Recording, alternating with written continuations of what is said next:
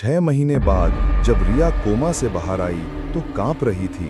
होंठ सूखे हुए थे, आंखों में डर जम गया था।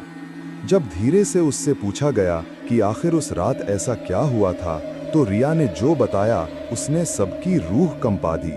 6 महीने पहले जब रिया अपार्टमेंट 3B में रहने आई तो उसे ज्यादा उम्मीद नहीं थी। बस एक सस्ती जगह चाहिए थी जहां वो ब्रेकअप के बाद अकेली रह सके।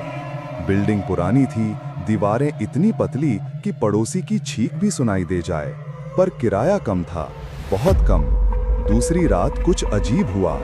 अलमारी के अंदर से किसी के धीरे धीरे दरवाजा खटखटाने की आवाज आई, जैसे कोई उंगलियों से थपथपा रहा हो। डरते हुए रिया ने अलमारी खोली।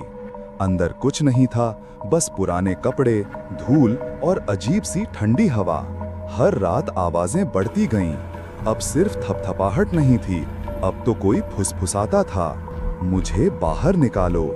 रिया ने खुद को समझाया, थकान है, ब्रेकअप का असर है, नींद नहीं हो रही। लेकिन एक रात डर हद से ज्यादा बढ़ गया। उसने हथौड़ा और कील लेकर अलमारी को ठोक ठोक कर बंद कर दिया, पर रात के ठीक 3:13 पर उसकी आंख खुली। उसके शरीर ने मानो काम करना बंद कर दिया था। जैसे ही दरवाजा खुला, अंदर से एक औरत निकली।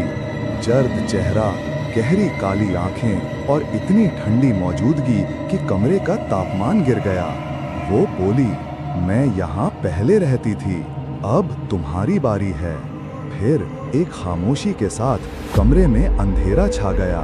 अगली सुबह जब मकान मालिक 3B का किराया लेने आया और कई बार दस्तक देने के बाद भी कोई जवाब नहीं मिला, तो उसने दरवाजा तोड़ दिया। कमरा खाली था, सिवाय एक चीज के। अलमारी के अंदर जमीन पर बेसूध पड़ी थी रिया। उसकी आंखें खुली थीं, मगर वो कुछ देख नहीं रही थी। डॉक्टरों ने बताया वो गहरे सदमे में है, कोमा में।